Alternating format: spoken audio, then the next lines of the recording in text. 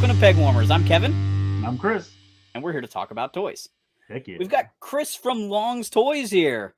What's up? Hello, everybody. Thank you for having me. How you doing? I'm good, man. Chris was one of the guys I was with the other weekend at the toy shows for the double header episode.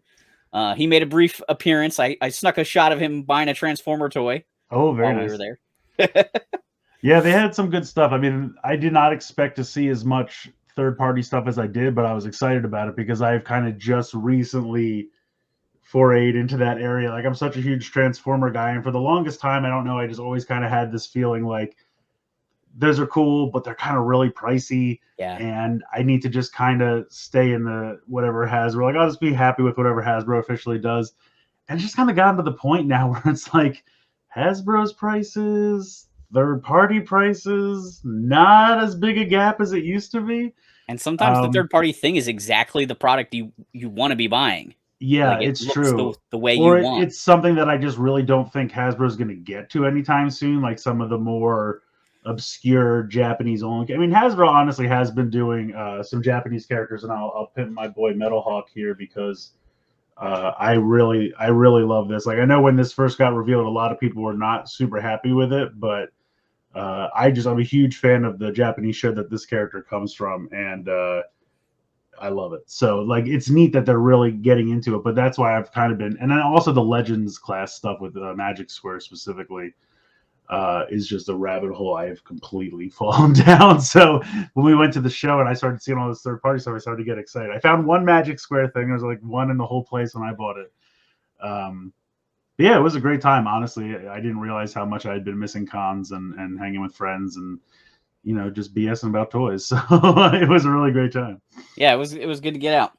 So I asked Chris to join me today to talk about Imaginext Power Rangers. This is not a new line. There's no real reason to do this other than that I was looking at all of this stuff in my basement the other day and was like, I loved this line, and I really think we should talk about it. Absolutely. Yeah, it was something neat that it definitely wasn't expected when it got like announced and started coming out. Imaginext is definitely a rabbit hole that I have probably undiagnosed ADHD because I find something new and I fixate on it and I'm obsessed with it for like 2 to 3 months and then I move on to something and the pattern continues. But yeah, I fell down. It was also right around the time that Toys R Us was going out of business. Yes. And so everything was on sale all the time.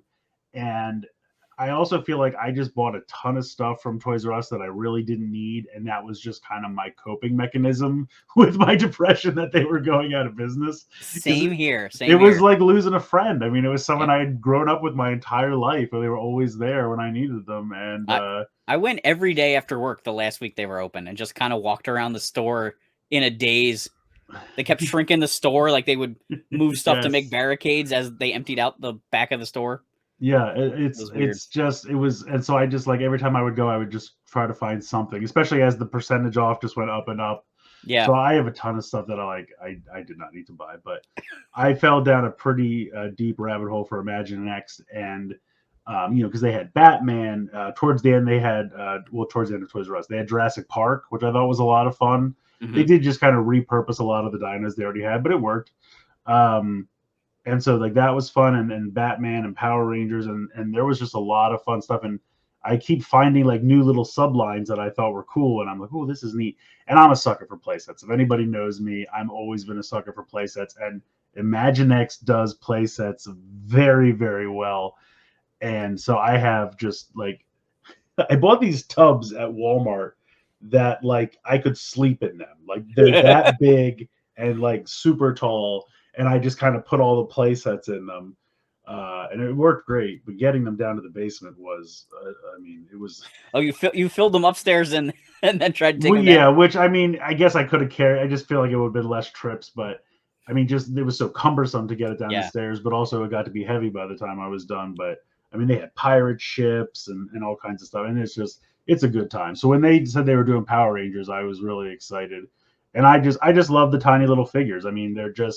They're simple little figures, and they have good articulation for what they are, and the detail was good enough. And I just thought it was such a great idea and super fun. I was excited that they were doing also some of the characters that just didn't really get toys too often. Like you Yes, had Rangers and Rita, and you had Finster, you had Scorpina. Like you got a lot of characters early on, all in one scale. I think it might be the first time we got the whole like Rita's court yeah, I was gonna say in like one size. Hasbro has done Scorpina and Goldar in the 6-inch line, and Bandai really, I would say, with the exception of the large vinyls, I don't think they ever did. I might be wrong about that. Fact check me on this, but I don't know if they did like 5-inch action figures of like Squat and Babu. I think they might have only been in the I think they were larger only in the vinyls. 8-inch line, which didn't have a Rita or Right, Scorpina. right. Yeah. But yeah, so when you were getting them in Imaginext, like it was kind of the first time to get like an actually articulated version of these figures, and yeah, they were super fun. Yeah, they did some great stuff. It was nice. I liked it a lot. So I first started finding them in the 2-packs. They would do 2-figure packs that came with accessories. So you had the green and pink Ranger, the blue and black Ranger, red and yellow. There was a Putty Patroller pack, and there was a Rita and Finster pack, I think. Oh, and Zed and Goldar, I think, was in the first wave also. Yes, I think you're right. And then later on, they went back and added to that with Squat and Babu and Scorpina and King Sphinx. And I got really excited when they did that Scorpina and King Sphinx that they might start doing like the Monsters of the Week monsters. Right, right. They didn't do too much. They did a couple more, but that was really kind of about it. Towards the tail end, I don't know if I just lost interest at the very end or they became very hard to find, because there was a Thunder Megazord and Piranha's head that I never saw. Yes, I did track that one down somewhere because I did have that one. And I was kind of surprised with that one that they were doing a minifigure sized Megazord. Yes. They also did at the very, very end, which I got because I was like stalking Amazon, I think, at the time. But they did a Megazord figure, the Dino Megazord, and he came with a Titanus that he sat in. Obviously, you couldn't connect the Dragon Zord in any way, but that was one that I got. But I think a lot of people are saying, because it came out kind of towards the end, so it was very kind of hard to find. But I never saw it. I never saw it in the store, I don't think. Okay. The other thing that was weird is, and I don't know if you even look anymore in these aisles, but Target and Walmart don't really seem to carry Imaginext stuff anymore, just in general. I've noticed. Because, so you have one aisle for like that demographic, right? And like 80% of it is Paw Patrol. Yeah. Paw Patrol, Brian's World. I get it. Paw Patrol is where the money is. But like, then there's like this area that's like whatever Imaginext currently has going on. And it's usually like one or two, maybe a Batman something or other, and then like a Jurassic World something or other, and that's it. And it's so small. And I don't even really see like the Hasbro, like the rescue bots or anything like that anymore. I don't really see them. The one place I still see them is Kohl's. Okay. Kohl's usually still has a huge wall of Imaginext stuff, surprisingly. Some of it's just been there forever because they don't really cycle through their stuff. We actually went to Kohl's to get this giant Batman alley thing for my one stepson for his birthday this year. Yes, like the playset. Enormous playset, yeah. Yes. I think I have that. It's cool. It's and that's the kind of stuff like I always buy these things. I'm like, oh, I'm going to use it for pictures and I'm going to do all that. And none of that ever happens. But that's always like, I love it as like a backdrop, to pose your figures in front of or whatever, or just kind of take fun pictures and stuff, which I never get around to. But that's always like what I think. Or like later on, I could use it as a display and put all the figures around it. And that could be like the shelf, Yeah, that's kind of what I'm thinking with the command center. Because I do want to that's why I'm looking through this, is kind of trying to figure out what is going on display and what stuff doesn't really fit. And the command center is a pretty fun piece. They did it's not bad. A really nice looking Zordon. The mountain part over here is pure, just like, let's put a bunch of action features into this thing. Yeah, they're always good about action features. Does it have a jail cell? I'm surprised if it doesn't. You have to have a jail cell for Imaginext. That's Imaginext bylaw number 1. Imaginext playsets must have a jail cell. It's got a little jousting thing. Yeah, I remember that. Yeah. 2 Rangers on. There's clips to hold all their weapons. It came with Billy, right? I think. It came with Billy, and I think a blue set of the Power Lance. Not actually like a painted set, but just a solid blue set. Okay. There's like a platform up here, and there's a flip-down cannon. Oh, okay. And there's a grate on the bottom, which everyone kind of suspects is sort of a nod to that vent they look through to see the White Ranger being made. Oh yeah, okay. But it's not really accessible. They ever do a White Ranger figure? They did. They actually did 2. I don't have him. I did at one point. There was a White Tiger Zord in Tiger mode. Yes. And then there was a White Tiger in Warrior mode. That sounds familiar. And I had the Tiger mode version, and I planned to do a review of it years ago, and it never got opened, and then I gave it away. I was just like, all right, this just never got reviewed. Here's a kid that likes Power Rangers that I know. Like, here, man, have this. But now looking back, I'm like, oh, I don't have a White Ranger figure. Oh, well. Yeah, I'm trying to remember. Now that you say that, it jogged my memory. I think it was one of those things where I was kind of just like, which one of you is going on clearance first? I think I eventually wound up with the Tiger one just because it was smaller and cheaper just in general. But if I do have it, I think it's basically just I bought it for the White Ranger figure I didn't really care about. Right. I didn't really collect many of the Zords. If I have 1 or 2 of them, it's because they were on clearance somewhere, and that's why I have them. At the time that these were coming out, my YouTube channel was really focused on doing like kid toy reviews and like content aimed at kids, and the Power Rangers pre-Kappa like, days. Yeah, in the early days, yeah. And Power Rangers was like the thing that did well for me. One, I'm passionate about it, like I like it, and it would have fun like doing silly voices and making explosion sounds and stuff. But so I loved doing videos with the Imaginext stuff. You could set up the putties and throw a ranger at it like he's doing a somersault kick or whatever. So I bought all the Zords, and they look really nice. I mean, they don't look screen accurate, but they have a lot of nice deco to them. They all have a giant missile launcher and an open cockpit.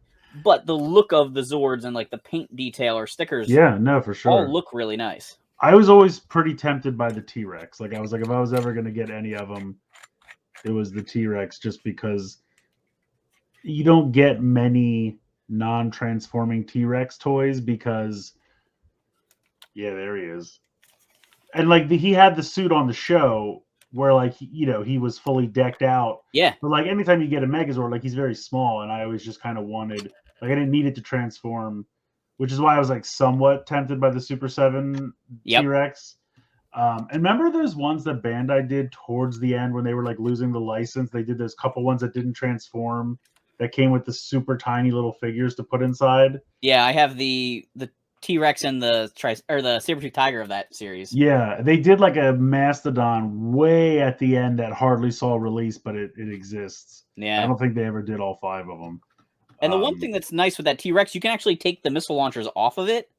They're not removable on most of them, but they do unplug and makes it look a little bit more screen accurate. Yeah. Yeah, so they did the Pterodactyl, the Triceratops, the Mastodon, the Saber-Tooth Tiger, the T-Rex. They did Goldar, who I actually have over here. I think I have Goldar because that was another clearance one that I got. I don't know where his sword went. It somehow got lost, but his feature was the flap-out wings. Yeah. And he came with a Rita, who could ride on his back for some reason. Yeah, that was the like weird color scheme for Rita that didn't really make much sense. I don't know why they went with this paint scheme. Yeah, they did have one better. I think the 2-pack one is the right color scheme. The 2-pack one looks pretty good, and I think that one also came with Rita's moon base, but I'm not 100% Oh, that's sure. right. Yeah, the Rita's moon base was like a complete repaint of a set they had done. That was like a Frankenstein's lab place. Yeah, like a Wizard's Workshop or something. Yeah.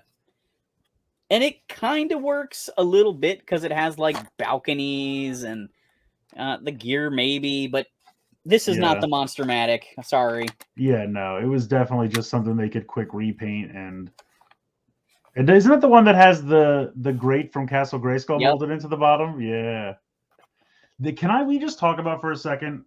That was something that when I was in the heyday of my Imaginext rabbit hole, I was like, Mattel. Because Mattel owns Imaginext, right? Correct.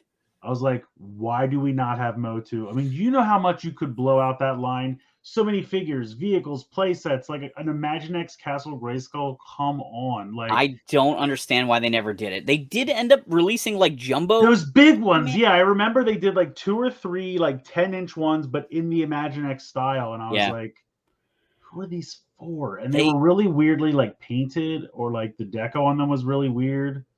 People would have bought it because people were going crazy. Like people online were going crazy over all those Easter eggs. The great Yes. on the Wizard's Workshop. There was a vampire blind bag that came with Hordak's little bat accessory. Yes, I have that. There Yes. was a skeleton that you could put a hood from somebody else on. It looked like Skeletor. Like there was a lot of things. There was a guy that looked like King Hiss in a like an Indiana Jones style adventure Okay. playset. They did Yeah, like a they did. whole They did Egypt those theme. like the mummy type. Yeah. Yeah, I had a couple of those too. Yeah, I remember there was like a weird small pack with a dude that looked exactly like Skeletor. Yeah, I don't know why. I would have loved Thundercats too. Imaginext Thunder Yeah. Tank or Cat That'd been cool. Slayer. I would have been here for it. But yeah, they never pulled the trigger on that, and I don't know why. But I almost feel like they're kind of phasing out Imaginext. Like I don't think they really put much effort into it anymore. Yeah, I'm not sure what the story is with that because it's such a good like play. I think it's got a great play value for kids.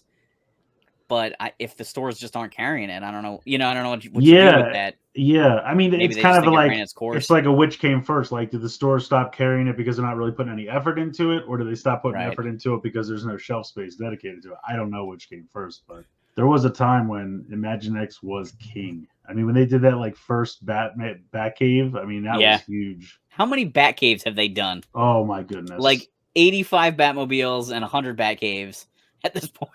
I have the first Batcave because I found it at a yard sale for like $2, and it did not have like any of the accessories. But I was like, whatever, I don't care. And the other thing is, they must have had it in a barn because it had like grass and hay on. I spent like a day cleaning it, but it came up real nice.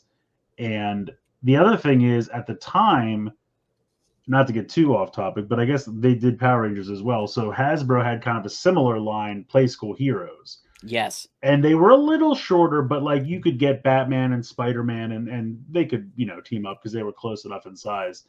And they were doing like straight 2-packs of them.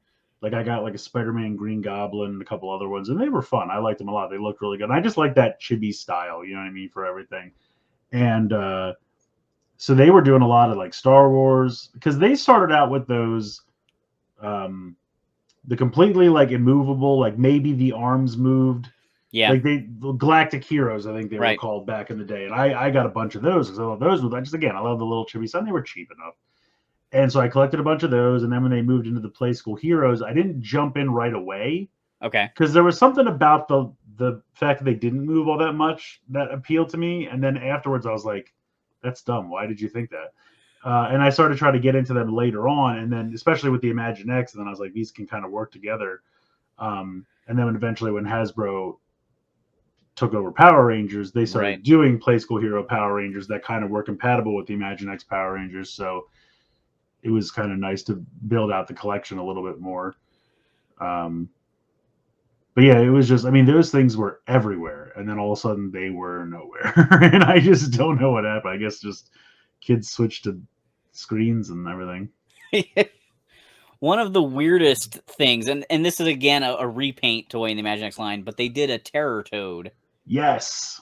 And he came with like a motorcycle for a Z-Putty also, which is somewhere. Yes. Which was also very random. Was he part of the Alien Invasion line?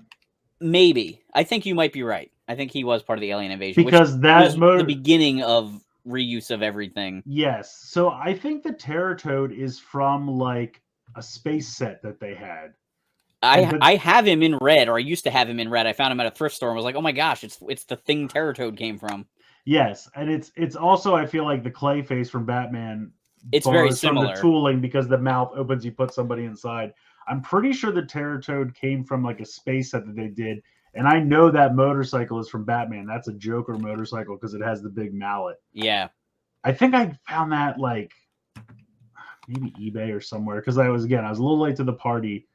And then all the other Alien Invasion sets were like you said, it was a Ranger with the dragon shield and some random monster from something else. Like all of those monsters are they're just they're just like from some other line. Space alien. There's a mummy with an Anubis helmet from the Egypt stuff. Yes, it was all just sort of like, hey, let's introduce you to the other lines we have. Yeah, and those monsters had no connection to. I mean, maybe they kind of looked like something once, but not. They were not the characters that you would look for. The Terror Toad is a stretch, and those guys are nothing like anything from Yeah, Power Rangers. the Terror Toad doesn't look like the Terror Toad, but it's like It has that's the that feature and the right kind of colors right, for it. and that was actually a monster from the show. Whereas the other Yeah. ones, it's like we never fought a mummy with an Anubis helmet, but we did fight like a bone guy once. That's kind of close enough, I guess. Or And King Sphinx was sort of an Egyptian guy, yeah, right. It's like a close enough. Throw it in there, see if it flies. But I do think that eventually started to hurt it. Also, there were just a lot of repaints. Like, they started repainting the Zords in, like, black and gold paint schemes. Forgot about that. Even the Megazord got a red and black repaint at one I point. did not care for that repaint at all. I was No. like, this is weird. Oh, didn't they do bike sets at one point too? Like the bikes and the sidecar? They did. I only have the blue bike. There was a black bike. And they did not do the red one, I don't think, which is surprising. Yeah, they just did the two. I think because they didn't want to sell the motorcycle on its own. Yeah. So So those I mean, those were nice. I like those. they look really good. I mean, it's enormous compared to a figure. Yeah, oh yeah. But they And look it nice. shoots missiles out of the front, right? Yeah, it has like a disc launching feature. It shoots like power coins. Yeah. Okay. I remember that now, yeah. Yeah, I mean it was pretty comprehensive at the time. I really enjoyed it. I liked that the weapons combined to make the power blaster. Like, I thought that was a really fun feature. And that feature gets included in most toy lines, but it's just neat when you can do it. Yeah, no, absolutely. It made the power axe pretty enormous, though. Yes. Because you had to get the 2-packs to get those right. Because I think, yeah, like I said, I didn't buy most of the Zords, but I went after all the just kind of figure packs because they were cheaper and easier to find and not as big in terms of space and everything. They also did a lot of translucent repaints of some of the guys. I forgot about the translucent ones. And I don't totally recall. Did these translucent ones come with the motorcycles or I was going to say, I some think other packs? They might have come with the bikes. Yeah, some kind of vehicles, maybe. There's also, there were armor sets that they did. Oh, I loved those. I do have those. These were little Zords, and you could, like, snap it on the guy. And some of them worked better than others, but they, like, turned into, like, a mech armor thing. And I can't remember if that's where the translucents may have come with those. Translucent guys came from. I have a couple. They did every Zord but pink in an armor mode. Because so maybe the Pink Ranger came with the sidecar and the other translucents came with the armor. I don't remember. Yeah, I remember because like Triceratops, Mastodon, and Saber-Tooth Tiger were both that kind of side view of the, and then the T-Rex and the Dragon Zord were kind of like these weird, like almost like conical shape that just kind of dropped on top. Yeah, exactly. Which was really funny looking, I thought. Yeah, those were fun. I do remember those. I remember hunting them down at Toys R Us. Yeah, that's funny. Like, there's so much about this line that I forgot. I honestly didn't remember everything. Like, when I went through this tote, I was like, oh my gosh, I forgot how much I loved this line. Yeah, it was so easy to army build putties because they just came in 2-packs. Yeah, I think they did a 3-pack for the putties actually. Oh, maybe. Because they just, and it was nice. There was nothing else in the pack. It was just a 3-pack of putties because they're like, we know you're going to want a couple of them. Yeah, so. because they didn't get accessories, so they got 3. Right. And then the 1Z putty I have, which is just a paint deco on it. Yeah. Came with the motorcycle. The motorcycle, yeah, for sure. But I really think they did a nice job sculpting all these guys. It's amazing how this looks exactly like the oversized Goldar. Like, exactly. Like, they just scaled it up. Oh, for sure. King Sphinx. There he is. Yeah, they were good. I mean, they're good little figures. I was surprised how many Green Rangers without the shield that they had, though. There was a bunch of them. They did release a bunch. The Alpha, I thought, was one of the weaker figures. Yeah, he was exclusive to the Command Center. Right? But he's a little off model, I feel. Yeah, and his visor should be red, not black. Yeah, there's just something about him that looks... Yeah, his colors are a little off, yeah. They're a little bit goofier than the other ones. Yeah, Squat's face particularly, yeah. He's looking a little bit like Heat Miser there. Yeah, and they like you mentioned, there was a lot of Green Rangers. So you had like the standard one. This came with the RC Dragon Zord, which I have here. Really cool looking toy. Not my favorite toy to play with though. Like it's fun Yeah, to make it shoot the missiles out of its chest, but driving it, it's just sort of a train wreck. It's so big compared to any of the figures, and it just kind of you run out of space with it really quick. yeah. That was one I saw that on clearance on like a TJ Maxx once or something, and I was like, "Do I need this?" I'm like, "It's so big though," and I just didn't get it. So there was like the core color, then there was like a lighter green Oh yeah, version. that's like a spring green. And then yeah, like you mentioned, there's no shield. This one's kind of like Fighting Spirit, but he doesn't have a shield on because he's got the gray Oh yeah, he does have stripes. yeah. There was the translucent one without a shield. So there was Yeah. and I don't know. I'm not even saying that's all of them. Like I have a pile of Red Rangers over here. He came packed with everything. When the Megazord first came out, one of the exciting things with that was you got Zach and Jason with their shields on. The other two Rangers that have worn the Dragon Shield. But the initial shipments of them didn't come with the shields. It was just regular figures. I forgot about it was that. this whole like customer service debacle. Everybody in like different Power Ranger forums are like, "This is the number I called to get a hold of somebody," and I made them send me the Red Ranger and Black Ranger with their shields because I had bought it. I forgot about that. I remember now that was a thing because I never bought the Megazord. I got this at like a con or something in like a couple dollar bin or something. But I forgot about that because it would be like you'd go to the store and you'd see it and you'd be like, well, I'm not buying the one without the shield, and then you'd wait and maybe you'd find one with the shield or. Yeah, they ended up reissuing them with like a little wash on the shield. They look really nice with that. Yeah, that's those alien Black ones. Ranger with the wash. It just kind of really made him pop. Is his face though? He looks like he's missing the silver mouthpiece on that one. Might just be the lighting. Oh, okay, there it is. I see it now. Yeah, it probably was just a little shadow. Yeah, I think the Black Ranger's sort of the plainest looking one, though. Like, there's not a lot of detail in the trunk, so the visor just kind of blends into everything. Yeah. And I would have liked them to paint the diamonds on the gloves and the boots, but, like, I get why they didn't, but... Yeah, that would have looked really nice. It would have been really sharp. They should have done, like, a premiere, like, collector box. Like, that would have been a San Diego Comic-Con thing or something. Like, that would have been fun to have... like premium paint finishes, like try to paint the Morpher, coins and belts, and try to do the diamonds on the gloves and the boots. That would have been neat. There's Finster. But I mean, even just like look at the helmet. Yeah, like Hasbro half the time doesn't even paint the Red Ranger helmet that good. You know what I mean? Like they don't get the teeth painted correctly, so like it's pretty good for as tiny as they are. There's Scorpina. Yeah, look at the detail on that. I mean, that's nuts. I don't know. I just thought this was a really fun line and just kind of wanted to reminisce about it a little bit. Here's the remote for the Dragon Zord. It was a Dragon Dagger, and it just had like a rocker switch, which just gave you kind of forward and backwards, and then you could push the button to make it shoot the missiles out.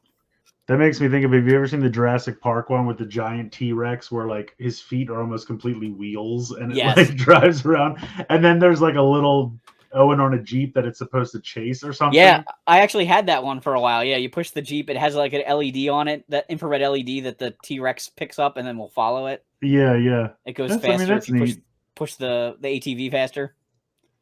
It's a neat concept. I think the engineering involved in this line, not just the Power Rangers, but just Imaginext in general, is phenomenal. Like all the little red plates that trigger things throughout them is fantastic. And that was their signature thing, the little action pad. And they mostly get recycled throughout. Like, you'll see you turn the thing and a mouth opens, or you turn a thing and a panel flips down. But each and every one of them was kind of fun, triggering a little thing. Yeah, absolutely. The Mastodon made it like lift its trunk. It's the only maneuver that it does in the show ever. So it can shoot the ice out. I think that this line is really cool. I don't think I'm keeping all of it. This is like I'm in this paring down my collection mode of like trying to get as much stuff displayed as possible, and if it's not going to fit, then I don't want to just bin it forever. Mhm. Now that I think this is the permanent The resting place forever of my home. collection, Yes. So I'm also trying to give things sort of a limit on the amount of space based on like how much I love that brand. And so, G.I. Joe is going to take up a huge portion of this basement, and Power Rangers is getting a smaller slice of that. So, Of course. so I'm trying to like narrow that down. And when I was doing the show and like doing these Power Ranger videos all the time, I was buying everything that came out or everything I could find at like yard sales or toy shows. So I have like Power Ranger stuff in every scale. And it's Yeah. like, all right, how many sets of the Mighty Morphin Rangers do I need? I have the head flippers, I have the 8-inch, I have the Imaginext, I have the Lightning collection. I have, and it just goes on and on and on. It's like, all right, I think I need to slim this down. I don't need 6 Imaginext Red Rangers anymore. Yeah. Um, No, that I makes sense. I don't think the Zords are gonna survive in this. I think Rita's castle's probably got to go. Um, Maybe Goldar, the big Goldar will stay, or the big T-Rex. I haven't decided, or maybe both of them, and the command center. I think that'll be like the display Just for how, yeah, have like figures. the command center and then have like Goldar and the T-Rex fighting in the distance, Yeah, and that's everyone else is at the that's what I command think is going center. to survive here. So No, I think that's fair. I mean, like you said, most of those little Zords are neat, but they don't do a ton. And it just take up a lot of shelf space. they definitely would be too much to display. We're actually going to be vending at a Power Ranger show coming up locally. That's right. Yes, this in summer. I'm July. looking forward to that. So Absolutely. some of this stuff might be going there. Whereas Yeah, I mean, we're that would better be a to try good and spot for it. Yeah. sell them as at a Power Ranger show. Yeah, seriously. That's part of what's motivating me to focus on the Power Ranger part of my collection over other things right now. Is like, okay, here's a bookshelf for Power Rangers. Let's get as much of that up there and look through it all, look through those bins and make some of these decisions. Yeah, I'm looking forward to that show. I think that's going to be fun. Yeah, it should be a lot I'm of fun. looking forward to getting rid of some stuff as well. Hopefully there's some people there that want to buy some of our stuff. Yes. I have a lot of Sentai things, so it's like it's Power Rangers adjacent, Yeah, I mean, anybody that's a fan of Power Rangers enough to be there for something like that is going to be into Sentai stuff. It's going to be into at least know what it is. Yeah. Japanese stuff. Yeah, it's other than maybe some little kids that are there, So one of the things we were talking about before we started shooting is a news release, hot off the presses. That's right, breaking news. Big announcement from Hasbro. They're bringing back the plastic bubbles. The plastic bubbles are back, baby. Did you see this coming? Because I really thought they were all in on the cardboard. I thought this was going to be the long haul. Well, the thing is, I know when the plastic-free packaging initiative first got announced, certain specific, like the vintage collection people, were going insane. Yeah. Because very serious vintage collection people usually buy 2 of everything. One they keep on the card, one they open. Maybe certain things they don't care about as much, they just buy on the card. Yeah. And so to change that packaging would be like a fundamental it kills detriment. The vintage feel. Right. It would 100%, I don't want to say destroy because that sounds too drama queen, but it would be a big disappointment for a lot of those serious in-package collectors. And right away they were like, don't worry, we're never changing that. Right. So already there were caveats. Like they were like, this is never changing. And there was something else that I can't remember. I thought there was like another little subline that they were like, and we're not touching this. And so I was already like, okay, yes, they're trying to do their part and everything, and that's great. That is great. But if enough people complain, there's wiggle room. And I guess, either the sales went down or enough people complained or whatever. And they sent out a bunch of emails to random people. And basically there was something to the effect of, thanks to everyone's feedback, and we're going to be going back to the window packaging for the main 6-inch lines. I believe they included Classified, Marvel Legends, Black Series, and Lightning Collection was even in there. Personally, I think the problem is the plastic-free packaging was just not working for some of these lines, specifically Power Rangers. Like, stuff was coming bent, or it was not secured enough, so it was breaking in transit. I mean, so many people, like, I'll be honest with you, I don't know if you guys can see this behind me here, but I got this off deep discount. This is the Time Force Blue Ranger and Vector Cycle. And there is a 50-50 shot when I open this, it is already broken. This is like Schrodinger's cat right now. Like, as long as I keep it in the box, it's fine.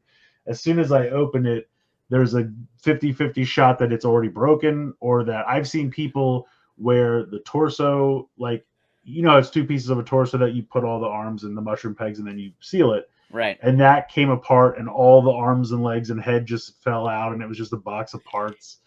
The bike doesn't stay together all that well. So part of that, I think, is the problems they're having at the factories. But also, I think part of it is the packaging they're using for these is just not good enough. Like, certain things, surprisingly, I haven't seen too much trouble with Transformers. Okay. And that might just be that Transformers are a little bit bulkier, and so they're maybe a little bit harder to smash or bend. You know what I mean? Like, people were getting tons of Power Rangers where the weapons were severely bent because they're just being thrown in tissue paper and kind of tossed in a box. Right, and if the weapons go in first and the guy goes on top, it's going to bend it. Yeah, and I mean, they were trying to do certain things where, like, they would wrap like, I bought the Blue Centurion recently, and I opened it right away. The other problem is people were getting two left fists, or this accessory was missing, and you can't see that here. When you go to the store, I mean, the Ninja Rangers were a big problem with this, where you would look at it in the packaging and you could see, like, part of this guy's face is missing, or this head's just completely not there, or two fists of the same hand, like two right fists, or fists just completely missing. So at least when it's a window, you can go, okay, well, I'm not going to buy that one. But when you're getting a box, you don't know what's in it. I just bought the newest wave at Target for the Lightning Collection. I haven't opened them yet, but I got the Puget Army Builder figure from Wild Force, and the green Dino Fury, and whoever else is in that wave. I just picked them up. I have not opened them.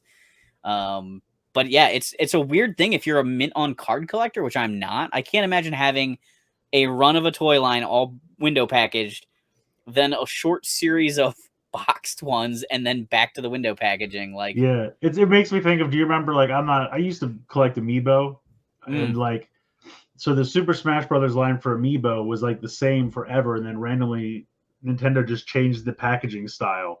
Those people went insane because they're like, I keep them in the box and now they don't look the same. And I was like, I get it. It would be like if Funko changed from that white box to something else. People would go nuts because they love displaying them that way. And I think the problem is when you establish something, it's like Hot Rat King. I think I'm just going to call this Hot Rat King syndrome.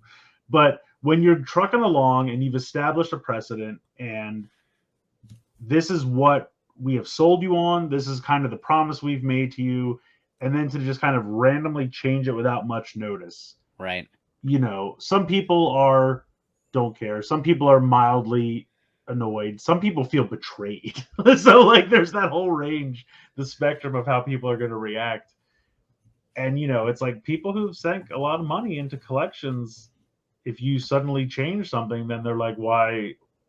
One, I feel like all this I've already built is now ended or nullified. Right. Or I have to make a decision if I want to keep going, so it's like, it is a weird thing.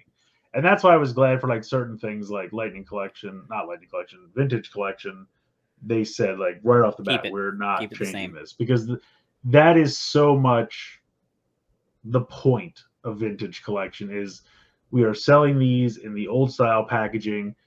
And if you throw the packaging away, that's fine. Enjoy your toy however you like. But if the whole reason you're buying that line is the packaging, then they can't change the packaging because that's half of what you're buying. So, right. But yeah, I hope this just counts. I mean, they still have QC issues, and I'm assuming they're still going to continue to have QC issues. Most likely. But I'm hoping that this will at least mitigate it to the fact they probably just got tired of all the customer service calls. That's what it was. They're just like, you know what, just go back. And at least now you can see before you buy it what you're getting, so that you can not buy that one or look for another one or whatever. And for like a kiddie line that's like really robust, like Imaginext type stuff, if that was boxed, it probably wouldn't matter. Yeah, it wouldn't get beat up. It wouldn't get scraped up. But for the collector lines, it just never made sense to go to the solid box, in my opinion. Yeah, and I mean, it's just a weird thing because then it's like, what do you do with that box? Do you put artwork on that box? Do you just put a picture of the toy? You know, that Right. different lines have those different things. Like the GI Joe packaging, I always thought was really cool because like they commission different artists and they have all that artwork on there, and that's really Yep. neat. So yeah, I don't know. It's a whole weird thing, but I think most people see this as a win. Some people are like, I don't care because I open my stuff, and that's fine. I mean, for the most part, I open. Let's put it this way: I intend to open all of my toys. I have quite a backlog, but I intend to open all my toys. I think ultimately it's a win. I think hopefully at least if there's going to be QC issues, you can identify You them can see it, yeah. before you buy it. But I also hope it'll just cut down on wear and tear because I mean, if something's in a plastic tray, it's not moving around as much. When it's Right. just in a bag held in by some cardboard, it's still going to jostle. It's still going to move. It's going to hit. You know, you could drop a figure in a plastic tray and maybe you'll dent the box, but that figure is probably going to be pretty solid still. Like, Yeah, I I don't mean think it's going to that be. whole thing is a giant crumple zone for the toy. Yeah, and the other thing is it's so weird to me. They're all like, "Oh, we're plastic free packaging." And I don't know if I have one. I don't think I have one here, but I've been buying the Indiana Jones Mission Fleet style, which Mission Fleet is also in its own way kind of a spiritual successor to Imaginext. Yes. Just it's a lot more realistic proportions, whereas like Imaginext was kind of a little super deformed. But so I've been buying these Indiana Jones figures, and it's a box maybe this big, and it's Indy and like a motorcycle, or Indy and a horse, or the one I got the other day was Indy with his adventure backpack, right? So you open up the box again. The box is probably like this big. You open up the box, you pull out the cardboard tray. In the middle of this giant cardboard tray is just Indy tied to it with a piece of string or yarn or whatever that stuff is, twine, and then his whip, his little whip accessory also. So I'm like, I think I tweeted out a picture of it, but Yeah. it's this box with these two things in it, and then everything else is in like a small bag that, if I had to be honest, reminds me of when you buy Kraft macaroni and cheese, Okay. and the pouch that the powdered cheese comes in. Yeah. It's like that pouch, but with all the little accessories in it, just laid on top of everything else in this tray. And I'm just like, this was your solution to this is your new packaging style. I'm like, this could have been this big. If you're really worried about everything, I don't know. They make weird choices, but in the long run, I think being able to see it before you buy. And the other thing, this is a separate issue. There were stories of people who would buy the larger things and then open it up and put in like a 20 ounce of soda for weight, and then put it back in the box and take it back to Walmart. And the people at Walmart, they don't know what to look for. They don't care. Right. They take it back and it goes on the shelf, and some unsuspecting person buys it, and they're, oh, I found Hot Rod Rodimus Prime. Take it home. It's a 20 ounce of Coke and a cookie, and you're like, what? I just paid $80 for this? So Yeah, I don't know how many times that like honestly happened, but if it happened once, it's ridiculous. that's what I'm saying. Once is You know? enough. I mean, you Yeah. see all the time. There's been okay, so I don't buy there's a Gundam Universe line. It's the Gundam 6-inch figures that Bandai does. There's been one at my local Walmart where the box says it's Shenron, but it's a smaller Gundam action figure. Like, someone obviously took it home, and this Yeah. isn't a plastic tray you can see, and it's been there forever because you can see it. No one will buy Luckily, it, right? when you pick it up, you're gonna go, oh, somebody repacked this. This is terrible. Sorry, Walmart, someone duped you. But I'm not gonna get duped because I can see it. It's in a plastic tray. So Right. at least there's that kind of stuff. Like, it's just so much easier to be able to see what you're buying before you buy it. I mean, that's just, unless it's something like, a household item where you're guaranteed that it's going to look like what's on the on the box, like a shop vac or something. You know what I mean? Like, that's not a big deal. And But there's certain things that they do, like vehicles that you used to have to assemble, like the old GI Joe stuff. Yeah, it's in a box and there's a picture on the back. There's a painting on the front. Like, I get it for some things, but action figures, just the paint apps are so important and so yeah, often screwed up that like you yeah. really do want to see the face of the figure If before you there's buy it. assembly required, I don't need a window because it's going to look like a bag of loose parts. And I'm hoping that no one is hacking into the side of that and stealing out random pieces or whatever. But and the other thing that seemed weird, I saw, and maybe this was just the reporting aspect of it, and maybe it was always happening, but it seemed like the plastic-free packaging gave people more courage to just hack the box open and take it out and leave the packaging there on the shelf. Probably because it was quieter. Like, think of how Maybe, much yeah, noise the bubbles make when you try and take things out of the tray. that is true. Yeah, trying to pop a figure out of that tray. Yeah, I mean, maybe that is it. But I saw a lot more things on Twitter, and again, maybe it's just because people wanted to. They didn't like the plastic. Was vilifying the plastic. Right. They wanted to show why it doesn't work more than anything else. But I saw a lot more pictures of people just being like, well, I just walked here, and I even saw it myself in person a couple times. You know, and maybe because it's like easy to just cut the ties and take the bag. You know what I'm saying? Maybe. Like, Yeah. So I don't know, but I mean, It's interesting too because so many lines go with that toyetic packaging, like Imaginext or the LeBron James toys where they were stealing the heads. You know, like that it's a box, but it's totally open. You can see the toy. Yes. Like that is a very common thing to help sell the toy. That's a theory of how to sell this toy is let you touch it and try it. And then it's like, well, we'll just put the whole thing in a box, put a picture on the front, and that'll sell just as well. And that's true. Like, and I need to be somewhere in the middle because I'm not a huge fan of that super open packaging either. Because I don't want to like get something that like some kid has touched and tried it out to like if it's a spring-loaded thing and have they worn that out, or if it's like a battery thing, did they wear out the batteries, or you know what I mean? So like that kind of stuff I would try to order online. But it's just such a paradoxical like theory of how to market these toys though. Like yeah, and the LeBron James head thing, that's like a phenomenon because I see all the time now they're stealing the heads off those Across the Spider-Verse figures. Yeah. One time I even saw someone reach in and pull the head off a Transformer, and I was like, that's commitment because not all those ball joints pop off that easily. But they, you know, they have that little, like Transformers, they try to cover up mostly except for like a little window just so you know it's in there. Right. And I'm like, I had to kind of like look and tilt and like, can I see the accessories in there? Because they kind of tie them to the cardboard thing that they put in there. So yeah. I'm like, even if you're like, if Transformers were just 80% cardboard and then a little window like this, just a plastic window, like basically exactly what they're doing now. Do I have? Yeah. Okay. So see here, Megatron. I don't know if you can see this in the background here, but Megatron, it's this whole box, and then this little thing here is actually a plastic window. Okay. So what they've done now is they've kind of removed this, and now you can kind of reach in and touch the figure.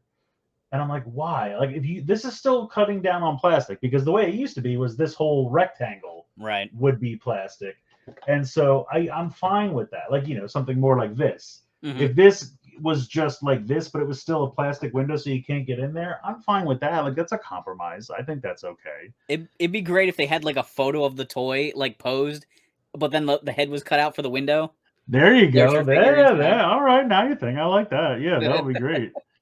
The only problem with that is then like, I mean, I guess you could still have it just straight away, but if it was like an action pose, sometimes they pose things and they put them in those plastic things. And it's like it warps the arm because like the weird pose they put it in. I don't like. Well, that's what I'm saying. You just put the guy in like the waiting for the bus pose, just with like a piece of twine around his waist, right? But put the photo on the box in this crazy pose, and just his head sticks through like a. Oh, that's true. Yeah, like one of those photo op things where you stick your head through the hole. Yeah, you know, and then your body's a mermaid. Okay, yeah, I'm into that. Then when someone swaps the toy, you get to have fun looking at what other figure they put in there. Yeah, I don't know. It's such a stupid thing to worry about, like, you know. But at the end of the day, it's like, I get what you were trying to do, but I think at the end of the day, because the press release did say that they're bringing the bubbles back, but they're going to make them out of some kind of recycled plastic or plastic that's less toxic, or the plastic was better than before. So if you make the bubbles out of whatever plastic I can put in my recycling bin at my house, number 1 or number 2 or whatever, I'll put them in there. Yeah, but if you make it out of number 6 or whatever it is, I'm not allowed to recycle. Yeah, then I won't recycle it. I don't even know. Like, I watched the trash guy come and put the trash and the recycling in the same truck. Yeah, I'm like, sir, I don't think that's how that works.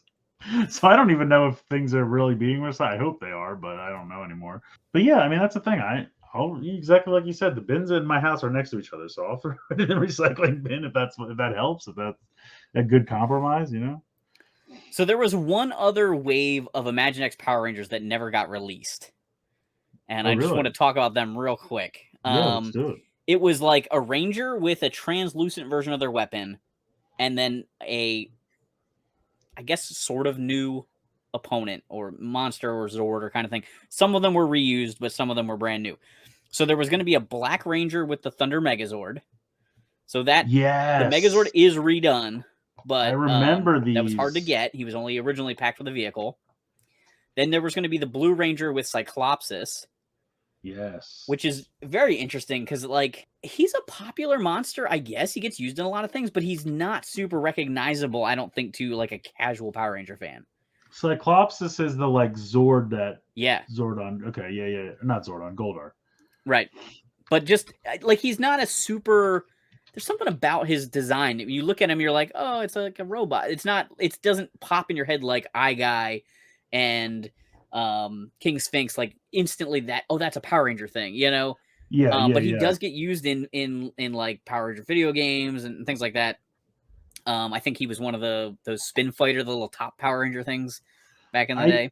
If I remember correctly, he may be the end boss of the Japanese equivalent Jew Ranger. Yes, he is, and I think that's why he gets used in the material. You know, because he was sort of that finale, that the weird episode in the American version where the head shows up in the sky. Yes, You know, all that And he like strange. goes in and inhabits it and soups it up. What a strange thing that is when you watch the Zoo Ranger stuff, and then it's even weirder when they're just sort of like, yeah, this thing's happening in the American version. And I don't even think that was a finale in No. American. It was just like a two-parter or something. Yeah. Then they were going to do the Pink Ranger with the Dragon Megazord. So this was the Megazord figure that came with Titanus, painted in black and gold, and it Yes. had a armor piece that snapped on that looked like the way the Dragon Zord goes over the Megazord Yes, head. and that would have been perfect to put on the regular Megazord that came with Titanus, because then you could Yeah. actually have an Imaginext Ultra Zord.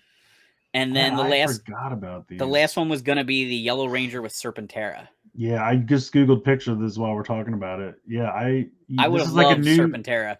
This is like a heartbreak that I forgot about that you have unearthed years later.